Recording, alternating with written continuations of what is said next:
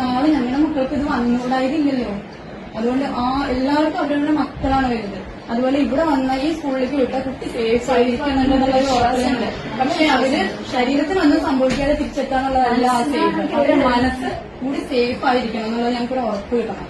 പഠിത്തത്തിന് ഒരുപാട് അവർക്ക് പ്രഷറുണ്ട്. അവർക്ക് പഠനകാലം കുറച്ചേ പറ്റും. ചെറിയ ഒരാൾ 1ാം ക്ലാസ്സിലാണ് പഠിക്കണം. ആ കുട്ടിക്ക് 10-15 വേർഡ്സ് ആണ് ഒരു ദിവസം എഴുതി കൊടുക്കുന്നത്. സ്പെല്ലിംഗ് കുറച്ചൊന്നും അറിയില്ല. പിന്നെ വീക്കെൻഡിന് മെസ്സേജ് തുരുതുരാ എല്ലാവരുടെയും മെസ്സേജാണ്. ഇത് മുഴുവൻ പാരന്റ്സ് പഠിപ്പിച്ചെടുക്കണം. UKG-ന്ന് 1ാം ക്ലാസ്സിലേക്ക് വന്ന കുട്ടിക്ക് ക്വസ്റ്റ്യൻ ആൻസർ എഴുതി കൊടുത്തിരിക്കുക. ഇത് മുഴുവൻ ഞങ്ങൾ പഠിപ്പിച്ചെടുക്കണം. ടീച്ചർമാർക്ക് എന്താ വലിയ കുട്ടികൾ പഠിക്കുന്ന സമയത്ത് പക്കയായിരുന്നു, ഉറപ്പ് പറയാം.